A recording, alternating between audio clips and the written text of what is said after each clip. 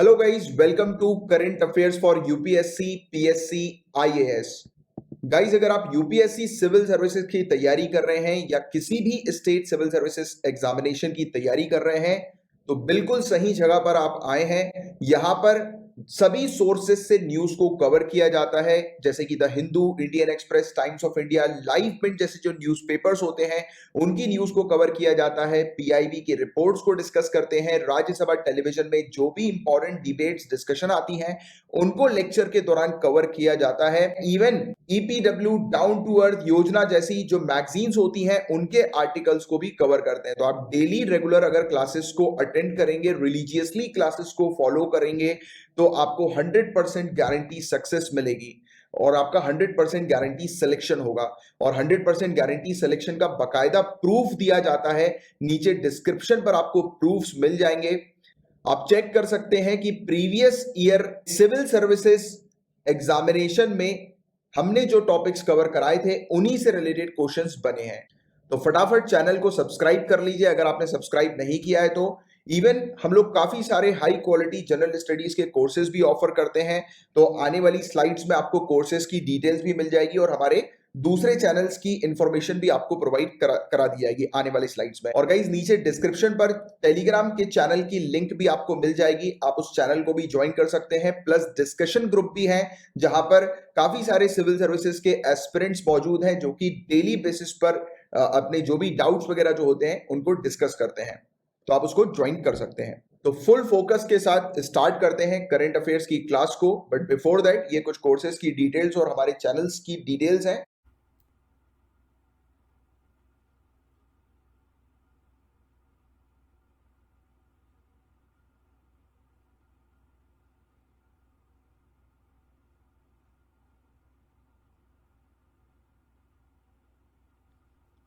Hello students, मेरा नाम है नमान और आप देखना शुरू कर चुके हैं current affairs for UPSC PSC IAS YouTube channel. First of all good morning to all of you. आज है 28 अप्रैल और आज के जितने भी इंपॉर्टेंट करंट अफेयर्स के क्वेश्चन आंसर बने हैं उन सभी के बारे में आपसे डिस्कस करने वाले हैं। आप किसी भी स्टेट पीसीएस एग्जाम की प्रिपरेशन कर रहे हो या किसी अन्य गवर्नमेंट एग्जाम की प्रिपरेशन कर रहे हो, ये लेक्चर आपके लिए बहुत ज़्यादा बेनिफिशियल होने वाला है। तो लेक्चर को एंड तक देखते रहिएगा और जितने भी इंपॉर्टेंट क्वेश्चन आंसर मैं आपसे पूछूंगा इस लेक्चर के दौरान उनका आंसर आपको कमेंट सेक्शन में करना है। तो बिना देर करते हुए शुरू करने से पहले डेली इन्फॉर्मेशन में आपको बता देता हूँ कि अगर आप इस पीडीएफ का पेड पैकेज परचेज करना चाहते हैं तो मात्र 100 रुपीज़ की कॉस्ट में ये पीडीएफ का पेड पैकेज जो है वो आपको अवेलेबल करवा दिया जाएगा, जिसके अंदर आपको डेली लेक्चर्स की PDF plus notes, weekly compilation PDF, monthly magazine और एक लेक्चर होता है उसकी भी पीडीएफ आपको इसी पैकेज के अंदर प्रोवाइड करवा दी जाएगी। इसके अलावा आप एमसीक्यू का पीडीएफ का जो मंथली पैकेज है वो परचेज करना चाहते हैं तो वो आपको 50 रुपीज़ की कॉस्ट में अवेलेबल करवा दिया जाएगा। ऑफर अवेल करना चाहते हैं तो ऑफर भी आपको यहाँ पे प्रोवाइड करवा दिया गया है। इस पैकेज को कैसे ज्वाइन करना है सारे स्टेप्स आपको प्रोवाइड करवा दिए गए हैं। अगर आपको कोई डाउट होता है तो 9713282838 के अंदर आपको मैसेज करना है। ठीक है, कौन सा नंबर है? 9713282838 के अंदर इसमें मैसेज करना है। आपको कॉल नहीं करनी है, कॉल का रिस्पांस नहीं दिया जाएगा। इसके अलावा आप टेलीग्राम ग्रुप्स भी ज्वाइन कर सकते हैं, उनकी लिंक भी डिस्क्रिप्शन बॉक्स में दी गई है, जहाँ पे आपको संडे आपका एक टेस्ट होता है। इस लेक्चर से रिलेटेड जितने भी क्वेश्चन आंसर है वहाँ पर वीकली टेस्ट के दौरान पूछे जाते हैं। ठीक है, चलिए कल का होमवर्क का क्वेश्चन जो दिया था मैंने आपको, who among the following has recently release the second world ocean assessment report. तो ये जो थी वो यूएन के द्वारा जारी की गई थी और आज का पहला क्वेश्चन आपको यहीं से निकाल के मैं दे देता हूँ। आपको ये बताना है कि जो फर्स्ट रिपोर्ट थी यूएन के द्वारा ये जो निकाली गई थी first world ocean assessment report, ये किस साल में निकाली गई थी, इसका आंसर आपको सबसे पहले कमेंट सेक्शन में दे देना है। ठीक है, चलिए आज का लेक्चर शुरू करते हैं। पहला क्वेश्चन देखिए, आज के लेक्चर में बहुत इंपॉर्टेंट क्वेश्चन आंसर निकल के आए हैं, तो आप लेक्चर को पूरा एंड तक देखिएगा। देखिए जब से मैंने आपको बोला है कि भाई इस लेक्चर को हम बंद कर देंगे क्योंकि रिस्पांस आपका अच्छा नहीं आ रहा है, तब से आपने अच्छा रिस्पांस देने की जगह और इस लेक्चर को जो है बिल्कुल डाउन कर दिया। जो व्यूज़ जाते थे 200-300 के अराउंड जाते थे वो आपने बिल्कुल डाउन करके 100 तक व्यूज़ भी नहीं छोड़े। तो भाई आप चाहते हो कि एक बार ये लेक्चर बंद कर दिया जाए तो ठीक है, यही बात सही है। 2 दिन और चल जाता है ये लेक्चर, फिर उसके बाद हम इसको बंद कर देंगे। ठीक है, चलिए तो 2 दिन और पढ़ लीजिए, है ना, क्योंकि आपने बात तो भाई बिल्कुल एकदम से कट कर दी। मैंने बोला कि आपको लेक्चर को शेयर करना है, लाइक करना है, ज़्यादा से ज़्यादा व्यूज़ देने हैं, तो आपने बिल्कुल उसको डाउन कर दिया। चलिए कोई नहीं, पहला क्वेश्चन देख लेते हैं। Recently who among the following has started Ladakh ignited minds at centre of excellence and wellness. हाल ही में निम्नलिखित में से किसने लद्दाख प्रज्वलित दिमाग एक उत्कृष्टता और कल्याण का केंद्र शुरू किया? इस नाम से केंद्र शुरू किया गया है, एक इनिशिएटिव आप बोल सकते हैं शुरू किया गया है। तो क्वेश्चन आपसे पूछ रहा है किसके द्वारा शुरू किया गया है, तो इसका राइट आंसर हो जाएगा इंडियन आर्मी के द्वारा। इंडियन आर्मी के द्वारा हाल ही में लद्दाख के अंदर ये सेंटर खोला गया। इसमें होगा क्या, तो इसमें लद्दाख के जो भी स्टूडेंट होंगे उनको एक अच्छा प्लेटफॉर्म प्रोवाइड करवाया जाएगा ताकि वो गवर्नमेंट एग्जाम की प्रिपरेशन कर सकें। उसके अलावा और भी अलग अलग जेई नीट और भी अलग अलग जितने भी एग्जाम्स होते हैं उन सभी के बारे में जो है अच्छी नॉलेज गेन कर सकें और उन एग्जाम्स में बैठ सकें। इस तरह की जो है वो वहाँ पे सारी जो फैसिलिटीज़ है वो वहाँ पे शुरुआत की गई है। इसको जो है वो लद्दाख के अंदर शुरू किया जाएगा। ये इंडियन आर्मी और लद्दाख और आपका जो एचपी है, ठीक है, HPCL Hindustan petroleum corporation limited, ये जो है वो शुरू कर रहे हैं। यहाँ पे मैंने आपको देखिए प्रोवाइड करवा दिया गया। The Indian army has signed a memorandum of understanding to implement the project. The MOU has been signed with HPCL and a Kanpur based NGO called the National Integrity and Educational Development Organization। तो कितने हो गए आपकी Indian army ने sign किया है किसके किसके साथ? तो एचपीसीएल और कानपुर का एक एनजीओ है, ठीक है। कानपुर आपको पता होगा यूपी के अंदर पड़ता है। तो कानपुर का एक एनजीओ है national integrity and educational development organisation. उन दोनों के साथ मिल के ये जो प्रोजेक्ट है वो शुरू किया जाएगा लद्दाख के स्टूडेंट्स के लिए, ठीक है। अब लद्दाख में हाल ही में जो डेवलपमेंट हुए हैं उनके बारे में बात कर लें तो यहाँ पे हाल ही में यूपीएससी का लेह के अंदर एग्जाम सेंटर भी यूपीएससी ने अनाउंस कर दिया है कि भाई हम यहाँ एग्जाम सेंटर भी खोल सकते हैं। और उसके साथ साथ ONGC is to set up its first geothermal power project in Ladakh. तो भूतापीय ऊर्जा की परियोजना को जल्द से ही ओएनजीसी यानी आपका oil and natural gas corporation ये यहाँ पे अपना प्लान जो है वो स्टैब्लिश करेगा पावर प्रोजेक्ट को, ठीक है। तो ये रिसेंट के डेवलपमेंट थे लद्दाख के अंदर जो निकल के आए। लद्दाख के अगर आपको लेफ्टिनेंट गवर्नर पूछता है तो आर के माथुर हो जाएंगे, ठीक है, मैंने आपको कई बार पढ़ाया है। चलिए ये देखिए यहाँ पे लद्दाख इग्निटेड माइंड्स करके है और ये यहाँ पे ये देखिए इंडियन आर्मी ये सेरेमनी है जो कि 26 अप्रैल को हो रही है। चलिए नेक्स्ट देख लेते हैं। Who among the following have recently, देखिए ये क्वेश्चन तो बड़ा नॉर्मल था लेकिन मैं कुछ आपको पॉइंट्स जो है वो बताना चाहता था, उसके लिए मैं एक क्वेश्चन ये लेके आया हूँ। क्वेश्चन क्या बोल रहा है? Who among the following have recently placed to help India fight कोविड-19। निम्नलिखित में से किसने हाल ही में भारत को कोविड-19 से लड़ने के लिए मदद करने का वचन दिया है? तो आपको पता होगा कोविड-19 क्राइसिस किस तरह से बहुत ज़्यादा भारी पड़ रही है इंडिया के ऊपर और डेली जो है वो बहुत बड़ी मात्रा में और केसेस निकल के आ रहे हैं 3 लाख और 3 लाख के अबव प्लस जितने भी जा रहे हैं वो संख्या जो है वो इसकी बढ़ती चली जा रही। तो भाई अपना और अपनों का ध्यान रखिएगा। चलिए क्वेश्चन पे लौटते हैं। तो इसका राइट आंसर हो जाएगा ऑप्शन नंबर डी, आपका राइट आंसर हो जाएगा कि सुंदर पिचाई और सत्या नडेला। सुंदर पिचाई गूगल के सीईओ हैं और सत्या नडेला आपके माइक्रोसॉफ्ट के, ठीक है। तो इन दोनों ने जो है वो आपका ऑप्शन नंबर ए और बी हो जाएगा। इन दोनों ने जो है वो अनाउंसमेंट की है, फंड का एलोकेशन किया है जो कोविड-19 से लड़ने के लिए भारत को दिया जाएगा। वो भी मैं आगे आपको बताऊंगा। ये जो जैक डॉर्सी आप देख रहे हैं ये ट्विटर के फाउंडर हैं, तो इनके बारे में भी मैं बताऊंगा कि इस अनाउंसमेंट के बाद जैक डॉर्सी और मार्क जगरबर्ग को लेकर बहुत ज़्यादा जो है वो चीज़ें निकल के आई, बहुत ज़्यादा स्टेटमेंट निकल गए हैं अलग अलग न्यूज़पेपर और जो है गवर्नमेंट ऑर्गेनाइजेशंस के द्वारा। तो यहाँ पे पहले देख लीजिए, उसके बारे में भी मैं बताऊंगा। वही मेन जो चीज़ है जिसके लिए मैं ये लेक्चर क्वेश्चन डाल के लाया हूँ, ठीक है। तो पहले मैं देख लेता हूँ, यहाँ पे हम दिखा देते हैं कि Google and Microsoft recently placed to help India fight कोविड-19। Google is to provided 18 million US dollar यानी कि 135 करोड़, इंडियन करेंसी में देखें तो 135 करोड़ जो है वो गूगल प्रोवाइड करवाएगा। And Microsoft is to help India with relief efforts to buy oxygen concentration devices. तो माइक्रोसॉफ्ट क्या करेगा? ये जो ऑक्सीजन के कंसंट्रेशन डिवाइसेस हैं ये अवेलेबल करवाएगा। The initiative and the announcement about the funding were made by Sundar Pichai of Google and Satya Nadella of Microsoft. Clear है? ये सारी चीजें क्लियर हो गई। अब यहाँ पे देख लेते हैं कि फेसबुक और ट्विटर के साथ जो जो चीज़ें हो रही, मतलब जिस तरह की बातें हो रही फेसबुक और ट्विटर के बारे में। तो फेसबुक के मैंने आपको बताया जैक डॉर्सी और ट्विटर के फेसबुक के मार्क जकरबर्ग और ट्विटर के जैक डॉर्सी। अब यहाँ पे देख लेते हैं। देखिए, while Sundar Pichai and Satya Nadella were making the announcement, Jack Dorsey and Zuckerberg were silent. ठीक है, तो यहाँ पे बोल रहा है कि जब इन्होंने अनाउंसमेंट की तो ये दोनों लोग चुप थे। क्यों? क्योंकि देखिए यहाँ पे सीईओ लिखा है, CEO of Twitter Jack Dorsey और मार्क जकरबर्ग फेसबुक के। Lately, Dorsey and Zuckerberg have had a strained relation with the Indian government due to the censorship and privacy policy of the letter. तो आपको पता होगा कि भाई Twitter के ऊपर भी बहुत सारे एलिगेशन लगे थे अभी जब किसान आंदोलन हो रहा था, और सीए एनआरसी के टाइम पे भी बहुत सारे जो अकाउंट्स थे, इंडियन गवर्नमेंट ने बोला था कि भाई ट्विटर को ये अकाउंट जो है वो आपको डीएक्टिवेट करने हैं या हटाने हैं। तब ट्विटर ने हाल ही में भी और उस एनआरसी और सीए के टाइम पे भी जो इंडियन गवर्नमेंट है उसको एक तरह से डिनाई कर दिया था कि भाई हम आपका ये हेल्प नहीं कर सकते हैं, ये अकाउंट हम जो है डीएक्टिवेट नहीं कर सकते हैं। हाल ही में उन्होंने कुछ किसान आंदोलन के दौरान कुछ जो अकाउंट है उनको डीएक्टिवेट किया भी था, लेकिन फिर से वापस उनको एक्टिवेट कर दिया। इस तरह की चीजें थी जो इंडियन गवर्नमेंट और ट्विटर और फेसबुक के बीच में क्लैश चल रहा था। फेसबुक के क्लैश क्यों? तो फेसबुक में भी पेज कुछ थे इंडियन अभी फार्मर प्रोटेस्ट के दौरान यहाँ पे भी कुछ क्लैश हुआ था। इसके अलावा देखिए व्हाट्सएप की जो न्यू पॉलिसी है जिसके तहत जो है वो कस्टमर को, जो इंडियन कंज्यूमर है उनको जो है वो पॉलिसी करनी ही करनी है, मतलब एक्सेप्ट करनी है, नहीं तो फिर वो अकाउंट डिलीट हो जाएगा। इस तरह की जो क्लैशेज है वो देखने को मिल रहे हैं और इन्हीं सब के बीच में जो है वो इनको जो है वो क्रिटिसाइज किया जा रहा है, किसको? मार्क ज़करबर्ग को और जैक डॉर्सी को। अब इसके बारे में थोड़ा सा और देख लेते हैं।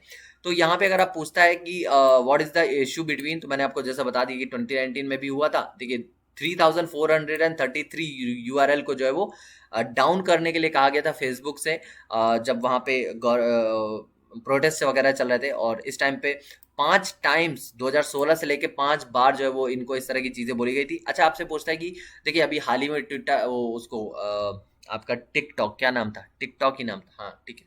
टिकटॉक और कुछ चाइनीज ऐप्स को इस तरह से बैन किया गया था। तो उस तरह की चीजें और ये जो एलिगेशन लगा, मतलब जो दबाव डाल के एक तरह से आप बोल सकते हैं ट्विटर और फेसबुक पर कि आपको ये ट्वीट डिलीट करना है, आपको ये अकाउंट डीएक्टिवेट करना है। तो ये सब होता किसके दौरान है? ये अगर आपसे क्वेश्चन पूछ लेता है तो section 69A of information technology act के दौरान ये सारी चीजें होती हैं, जिसमें मैं आपको ये एक्ट ही मेन था जो मैंने आपको बताना चाहता था। Section 69A of IT act, इसी के प्रोविजन के दौरान ये सारी चीजें होती हैं। तो अगर आपसे इस तरह से कोई क्वेश्चन पूछता है तो आप देन उसका आंसर कर दोगे, ठीक है। तो ये सारा जो टॉपिक था जो मैंने ब्रीफ में आपको समझाने की कोशिश की, एक शॉर्ट इन्फॉर्मेशन मैंने आपको देखने की कोशिश की। तो आपको भैया अगर ये समझ में आता तो जल्दी से थम्स अप कर दीजिए लेक्चर को और चलते हैं नेक्स्ट क्वेश्चन की तरफ। Recently India welcomes ASEAN call to end violence in which country? हाल ही में भारत ने किस देश में हिंसा को समाप्त करने के लिए आसियान के आह्वान का स्वागत किया है? तो सबसे पहले तो आपको कमेंट सेक्शन में यही बता देना कि भाई आसियान का फॉर्मेशन कब हुई और कितनी कंट्रीज इसकी मेंबर है, सबसे पहला आपका क्वेश्चन, ठीक है। अब यहाँ पे ऑप्शन क्या हो जाएगा, आंसर क्या हो जाएगा? तो म्यांमार इसका राइट आंसर हो जाएगा। आपको पता होगा कि म्यांमार में जो अभी मिलिट्री जो शासन चल रहा है, सेना का शासन चल रहा है, उन सबको जो है वो डाउन करने के लिए एक तरह से वहाँ पे जितनी हिंसा हो रही थी कोविड-19 के चलते, वो जो है वो न्यूज़ में कम आने लगा, मतलब एक तरह से बंदी हो गया। नहीं तो वो बहुत ज़्यादा न्यूज़ में दिख रहा था कि वहाँ पे छोटे-छोटे बच्चों को मार दिया जा रहा था सेना के द्वारा और बहुत सारी चीज़ें हो रही थी, ठीक है। तो अभी जो है वो आसियान निकल के आया और उसने बोला है कि भाई यहाँ पे ये सारी चीज़ें अब बंद होनी चाहिए। तो इंडिया ने इस स्टेटमेंट को जो है वो कहा है कि हाँ ये अच्छा है, हम इस स्टेटमेंट का वेलकम करते हैं। अब इसके बारे में थोड़ा सा जान लेते हैं, ठीक। इसमें कुछ पॉइंट निकल के आए हैं। तो सबसे पहले हम इसके बारे में थोड़ा सा पढ़ेंगे। The Association of South East Asian Nations, इसका फुल फॉर्म है, रिलीज्ड अ 5 पॉइंट स्टेटमेंट। कितने पॉइंट का? 5 पॉइंट का, on Myanmar crisis. Under the statement the ASEAN countries have demanded immediate cessation of violence. The 5 points of initiative were as follows. तो ये इन्होंने पहला point क्या बोला है कि टू एंड वायलेंस, हिंसा को समाप्त करना है। Organise a constructive dialogue among all parties, तो सभी पक्ष जितने भी हैं उनके साथ एक संवाद का आयोजन किया जाए ताकि सारे जो डाउट्स हैं, जो चीजें हैं, उनको क्लियर किया जा सके। इसके अलावा to appoint a special ASEAN envoy to facilitate the all party dialogue. एक आप समझ सकते हैं कि एनवॉय मीन्स समझ सकते हैं आप दूत, एक आसियान का दूत एक नियुक्त किया जाए जो हर एक पार्टी के बाद बीच में बैठ के उनकी जो भी प्रॉब्लम्स है, जो भी क्वेरी है, उनको समझ के और इसको जो वायलेंस है इसको एक तरह से कम कर सके, ठीक है। और एक्सेप्टेंस ऑफ एड, सहायता की स्वीकृति, यानी एक तरह से बोल सकते हैं आप कोई भी किसी तरह की प्रॉब्लम जो क्रिएट होती है उसमें जिस तरह की भी सहायता चाहिए हो, है ना, इसको डाउन करने के लिए या इसको समाप्त करने के लिए। क्योंकि भाई देखिए क्लैश कब होता है कि जब कोई दो ग्रुपों के बीच मतभेद होता है ग्रुपों के बीच मतभेद होता है और भी कई सारे डाउट्स होते हैं। तो ये डाउट्स जो है वो क्लियर किया जा सके और इसके लिए सहायता करनी पड़ेगी, इस सब चीज़ों की स्वीकृति। नेक्स्ट क्या है? Two special ASEAN envoy will visit Myanmar with the military leaders. जो स्पेशल एनवॉय यानी जो दूत बनाया जाएगा आसियान का, वो जो सैन्य नेता है म्यांमार के, उनके पास जाके मिलेंगे और जितनी भी जो भी सारी चीजें होंगी उनको जो है वो क्लियर करेंगे। इस तरह के जो पॉइंट्स हैं इन्होंने बताए हैं। अब हम म्यांमार के बारे में थोड़ी सी बात करेंगे, क्योंकि म्यांमार ऐसी कंट्री है जहां पे सैन्य विद्रोह और एक तरह से सैन्य शासन जो है वो बहुत टाइम से लगातार चलता चला रहा है। यहाँ पे मैंने सारा वो कुछ एक ब्रीफ स्टोरी, एक शॉर्ट स्टोरी में आपको एक्सप्लेन करने की कोशिश की है। The issue of Myanmar in depth. देखिए, सबसे पहले तो ये लेक्चर थोड़ा सा बड़ा होने वाला है, तो इसको आप लोग देख लीजिएगा, है ना।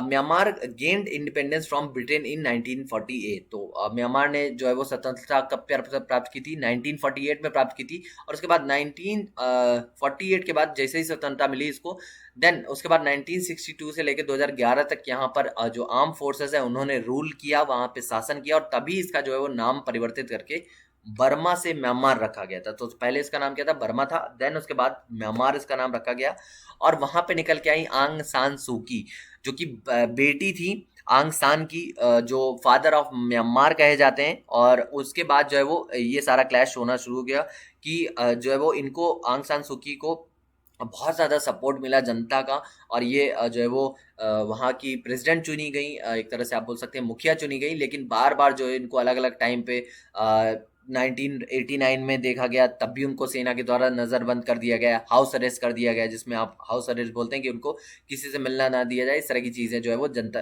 सेना के द्वारा की गई। उसके बाद 2010 में उनको मुक्त कर दिया गया हर तरह के दबाव, मतलब यूएन का दबाव, मतलब अलग अलग कंट्रीज थी, जो बड़ी बड़ी कंट्रीज थी, उनके दबाव के चलते इनको जो है वो फ्री कर दिया गया। ठीक है, फिर उसके बाद इलेक्शन हुआ और फिर से उसके बाद जीत हो गई। तो ये था, अभी रोहिंग्या का एक मुद्दा चल रहा था, आपको पता होगा, CA-NRC वाला, जो अलग अलग कंट्रीज में चल रहा था।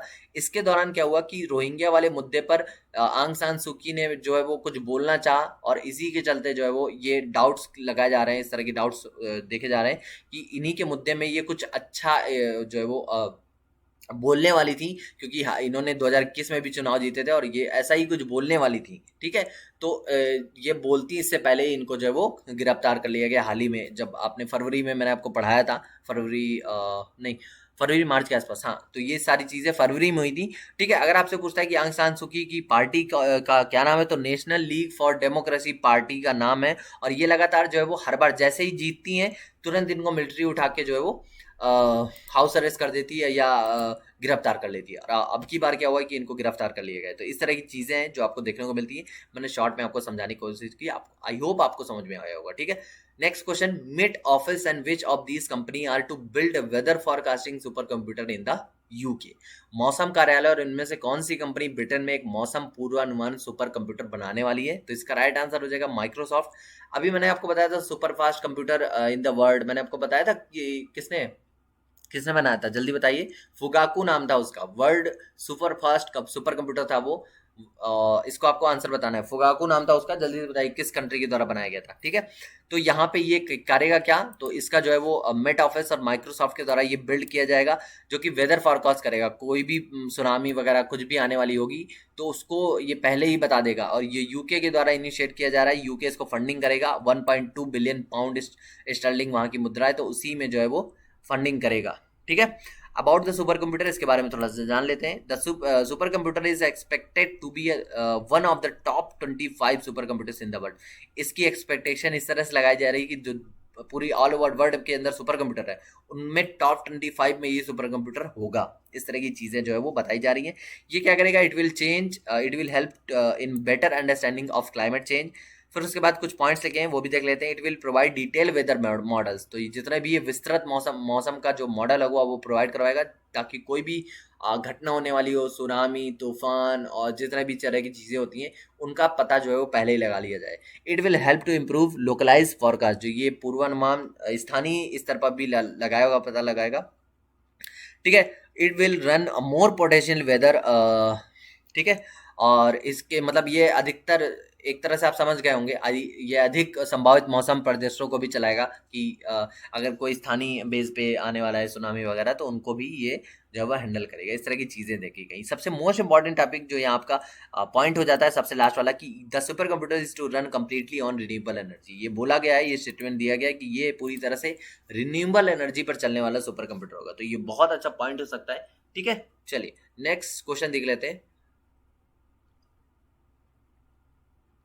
Recently which of the following state of India has suffered severe fire in the forest. तो मैंने आपको इससे मिलता जुलता कुछ दिन पहले क्वेश्चन पढ़ाया था, शायद अरुणाचल प्रदेश से रिलेटेड था, ठीक है। तो ये जो है वो मैं क्वेश्चन नहीं लाने वाला था, लेकिन इसमें कुछ ऐसा इंपॉर्टेंट था जिसकी वजह से इसमें लाया। हाल ही में भारत के किस राज्य जंगल में भीषण आग लगी? तो इसका राइट आंसर हो जाएगा मिजोरम, ऑप्शन नंबर बी। अब इंपॉर्टेंट क्यों हो जाता है? क्योंकि इसमें जो है वो सेना के हेलीकॉप्टर्स को उतारा गया है। देखिए, the raging for over 30 hours Mizoram forest fire spread to towns gutting homes, IAF called in. Indian air force को कॉल किया गया है, बुलाया गया है। मोर देन 32 आवर्स, ये जो है वो लगातार मतलब घंटे जो है वो बढ़ते ही जा रहे हैं। और ये जो है वो दो गांवों में लगी थी, उसके बाद फैलती चली जा रही है। मिजोरम के जो है लुंगलेली और लवांग तलाई, ये नाम है।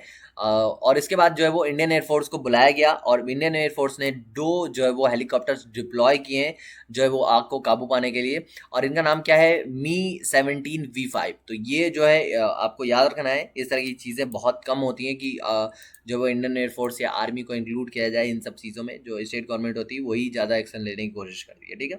तो ये इतना एक नॉर्मल सा क्वेश्चन था।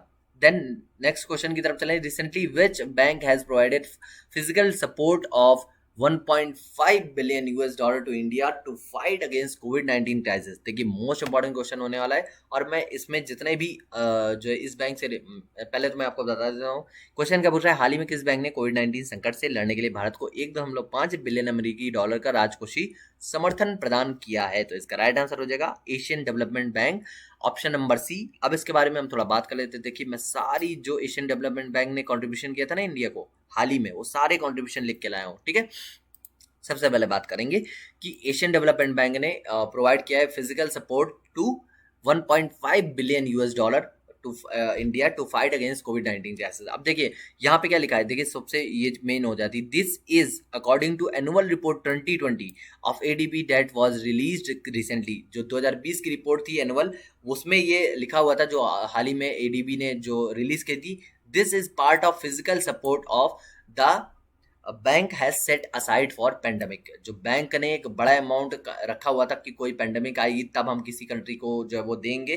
तो जो इसका जिक्र था 2020 की रिपोर्ट में था, हाल साल वाली जो वार्षिक रिपोर्ट थी उसके अंदर था। और हाल ही में जब ये पेंडेमिक दोबारा से आई तब ये सारी चीज़ें जो है वो दी गई, ठीक है। अब एशियन डेवलपमेंट बैंक ने कंट्रीब्यूशन जो दिया है इंडिया के अंदर, उसके बारे में बात कर लेते हैं। The following loans were provided by the Asian Development Bank in the year of 2020, ठीक है।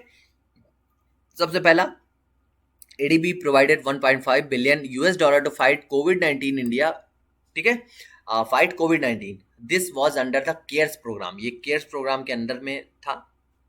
अब देख लेते हैं नेक्स्ट जो एडीबी ने हेल्प की, ये किया 484 मिलियन, ये आपका 484 मिलियन यूएस डॉलर का जो है वो हेल्प की, ठीक है। अब अगर आपसे पूछता है कि हेल्प किसको की, तो ये की CKIC project, Chennai Kanyakumari industrial corridor. मैंने आपको पढ़ाया था कुछ दिन पहले, चेन्नई कन्याकुमारी इंडस्ट्रियल कॉरिडोर के अंदर 484 मिलियन यूएस डॉलर की जो है वो हेल्प करी एडीबी ने। इसके अलावा 100 मिलियन यूएस डॉलर को की मदद की इंडिया के अंदर बूस्ट करने के लिए पावर सप्लाई इन बेंगलुरु में, ठीक है। बिजली की आपूर्ति को बढ़ावा देने के लिए 100 मिलियन यूएस डॉलर का हेल्प की, किसने? एडीबी ने। उसके बाद नेक्स्ट इन्होंने क्या किया, 346 मिलियन यूएस डॉलर को लोन दिया अंडर आरबीएल मॉडेलिटी, ठीक है। आरबीआई मॉडेलिटी के तहत 346 मिलियन यूएस डॉलर का ऋण दिया। उसके बाद नेक्स्ट 177 मिलियन यूएस डॉलर दिया अपग्रेड करने के लिए महाराष्ट्र स्टेट हाईवेज को, ठीक है। महाराष्ट्र के जो स्टेट हाईवे हैं उनको जो अपग्रेड करने के लिए 177 मिलियन यूएस डॉलर का ये लोन दिया। उसके अलावा 1 बिलियन यूएस डॉलर का 2025 को विजन करते हुए दिल्ली मेरठ हाईवे के जो ट्रांजिट सिस्टम था, रैपिड ट्रांजिट सिस्टम था, इसको 2025 का विजन रखा गया था। इसके ऊपर इन्होंने 1 बिलियन यूएस डॉलर दिया। नेक्स्ट 177 मिलियन यूएस डॉलर दिया डेवलप करने के लिए रोडवेज जितने भी थे उनको डेवलप करने के लिए दिया। फिर उसके बाद 133 मिलियन यूएस डॉलर दिया इन्होंने मेघालय पावर डिस्ट्रीब्यूशन सेक्टर के अंदर। तो इतने ज़्यादा जो 2020 के अंदर जो इन्होंने डोनेशन एक तरह से बोल सकते हैं, या कंट्रीब्यूशन बोल सकते हैं, या लोन भी बोल सकते हैं, ये इन्होंने एडीबी ने दिए, ठीक है। तो ये सारी चीजें मैंने आपको एज इट इज प्रोवाइड करवा दी। अगर आप पीडीएफ का पेड पैकेज परचेज करना है तो बहुत अच्छी बात है, नहीं परचेज कर रहे हैं तो इनको नोट डाउन कर लीजिएगा, ठीक है। चलिए next question, according to Ministry of Agriculture and Farmer Welfare recently how many hectares of land in Andaman and Nicobar island have been certified as organic. कृषि और किसान मंत्रालय कल्याण मंत्रालय के अनुसार हाल ही में अंडमान और निकोबार द्वीप समूह में कितने हेक्टेयर भूमि को जैविक के रूप में प्रमाणित किया गया। तो इसका राइट आंसर हो जाएगा ऑप्शन नंबर ए, 14,491 हेक्टेयर की जमीन को किस स्कीम के तहत, तो large area certification LAC scheme के तहत अंडमान निकोबार को ऑर्गेनिक लैंड जो है वो इसके रूप में सर्टिफाइड किया गया है गवर्नमेंट के द्वारा, ठीक है। तो ये सारी चीजें हैं। अगर आपसे पूछता है किस स्कीम के तहत, किस योजना के तहत, तो ये योजना है आपकी परंपरागत कृषि विकास योजना, और ये लॉन्च हुई थी आपकी 2015 के अंदर, ठीक है। इस सब के चीजों के बारे में यहाँ पे मैंने लिख दिया है, इतना इंपॉर्टेंट नहीं है, जितना इंपॉर्टेंट था मैंने आपको बता दिया, क्लियर है। चलिए next, recently a single crystal blade technology has been developed by which of the following. हाल ही में एकल क्रिस्टल ब्लेड तकनीकी निम्नलिखित से किसके द्वारा विकसित की गई। तो इसका राइट आंसर हो जाएगा Defence Research and Development Organisation, option number A DRDO के द्वारा। अब मैं आपको बता दूं, यहाँ पे जो आप चॉपर देख रहे हैं, हेलीकॉप्टर देख रहे हैं, तो इसके जो फैन है ये जब मतलब एक तरह से उड़ान भरता है तो यहाँ पे जो ब्लेड्स होते हैं वो बहुत ज़्यादा भारी हो जाते हैं, और इनकी वजह से ये जो है वो इमरजेंसी पे जो है वो जल्दी से लैंडिंग उड़ान नहीं भर पाता है। और इन्हीं को सबको देखते हुए जो डीआरडीओ ने एकल क्रिस्टल बेड यानी सिंगल क्रिस्टल बेड का टेक्नोलॉजी का जो है विकसित की है, और ये 60 पीसेज हैं जो आप नीचे देख रहे हैं, ये 60 पीसेज डीआरडीओ ने दिए हैं, ठीक है। तो किसको दिए, एचएएल को, हिंदुस्तान एरोनॉटिक्स लिमिटेड को ये प्रोवाइड करवाए गए ताकि वो आने वाले जो हेलीकॉप्टर्स हैं उनमें लगा सकें, ठीक है। ये टेक्नोलॉजी जो है वो दुनिया में, विश्व में कुछ ही देशों के पास थी, जो यूके, यूएसए, रशिया और फ्रांस थे, और अब ये टेक्नोलॉजी जो है इंडिया के पास है, ठीक है। अगर आपसे क्वेश्चन पूछता है सिंगल क्रिस्टल बेड क्या है, तो the helicopters need powerful and compact aero engines to operate the extreme condition. Helicopter को चरम स्थितियों में संचालित करने के लिए शक्तिशाली और कॉम्पैक्ट एरो इंजन की आवश्यकता होती है। इसे प्राप्त करने के लिए सिंगल क्रिस्टल बेड की आवश्यकता है। जो इंजन होते हैं उनको अचानक से जो बूस्टअप चाहिए होता है, वहां पे सिंगल क्रिस्टल बेड का उपयोग होता है। The single crystal blade are made to nickel based super alloy. Nickel based जो सुपर अलॉय होता है, एल्यूमिनियम आप बोल सकते हैं, मिश्रित धातु का होता है, वहां पे ये यूज होता है। इससे यूज होता है। These alloys are capable of withstanding high temperature, कितना भी हाई टेम्परेचर ही आराम से आसानी से झेल सकते हैं, ठीक है।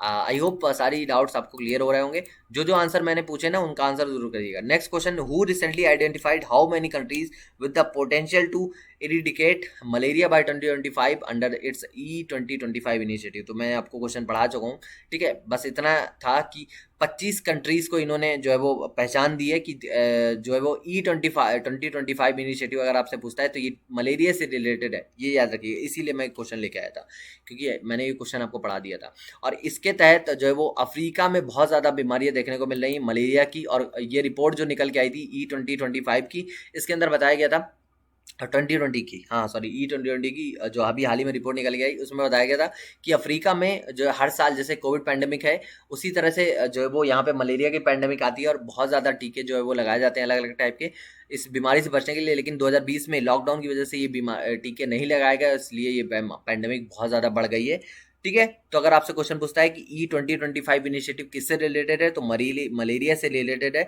और हाल ही में WHO ने 25 कंट्रीज को इसके लिए जो है वो पहचान की है, ठीक है। अगर आपसे पूछता है E2020 इनिशिएटिव कब आया था WHO के द्वारा, तो 2017 में लाया गया था, जिसका एम था कि 2020 तक सपोर्ट करना है कंट्रीज को और मलेरिया के कॉज से, बीमारी से बचाने के लिए। फिर इसको जो है बढ़ा के 2025 कर दिया गया, ठीक है। चलिए ये रहा आज का, हाँ यहाँ पे मैंने अफ्रीका के बारे में भी लिख दिया है, यहाँ पे आप देख सकते हैं कि इतनी सारी चीज़ें थी, ठीक। तो ये अगर आप पढ़ना चाहते हो वीडियो को पॉज कर लीजिए और आराम से पढ़ लीजिए, ठीक है। चलिए, रिसेंटली ओडिशा फर्स्ट केस, ये रहा आपका आज का क्वेश्चन। आज का लेक्चर यहीं तक था, ये आपका होमवर्क क्वेश्चन है, इसका आंसर आपको करना है। आपसे पूछ रहा है कि हार्लेक्विन इचिथोसिस का पहला मामला ओडिशा के किस जिले में रिपोर्ट किया गया। आज का इंपॉर्टेंट डेज की बात करें तो world day for safety and health at work, ये आज का इंपॉर्टेंट डे है, और इसको इंटरनेशनल लेबर ऑर्गेनाइजेशन के द्वारा रिकॉग्नाइज किया जाता है, ठीक है। तो आज का इतना ही इंपॉर्टेंट लेक्चर था। लेक्चर थोड़ा सा बड़ा हो गया है भाई, मेरे को तो लगा कि आप जब छोटा लेक्चर सपोर्ट नहीं कर रहा तो बड़ा कहाँ से करोगे, लेकिन फिर भी मेरे को लगा कुछ इंपॉर्टेंट चीज़ें हैं जो मैं आपको बता सकता हूँ, तो मैंने बता दी। आप टेस्ट सीरीज परचेज करना चाहते हो तो टेस्ट सीरीज अवेलेबल है। उसके अलावा कोर्सेज अगर आप तैयारी में ना है तो सीसेट और हिस्ट्री का कोर्स अवेलेबल है, उसकी डेमो क्लासेस भी चैनल पे अवेलेबल हैं, आप चाहें तो ज्वाइन कर सकते हैं। ठीक है, मिलेंगे आपसे नेक्स्ट लेक्चर में। तब तक अपना और अपनों का ख्याल रखिएगा, और हो सके तो भाई 2 दिन बचे हैं इस लेक्चर को, अगर आप चाहते हो कंटिन्यू रहे तो कमेंट सेक्शन में आपको बताना, फीडबैक देना है, और इस लेक्चर को ज़्यादा से ज़्यादा शेयर करना है, लाइक करना है। और भैया 2 दिन बचे हैं तो देख लो, अगर वैसे तो आपका सपोर्ट है नहीं, ठीक है, बाकी अगर आपका सपोर्ट नहीं दिखा मेरे को, 2 दिन और हैं, तो फिर तो फाइनली बंद करना ही पड़ेगा। चलिए, थैंक यू सो मच इस लेक्चर को देखने के लिए, आपका बहुत बहुत शुक्रिया। मिलते हैं नेक्स्ट लेक्चर में, तब तक अपना और अपनों का ख्याल रखिएगा। Have a nice day, thank you.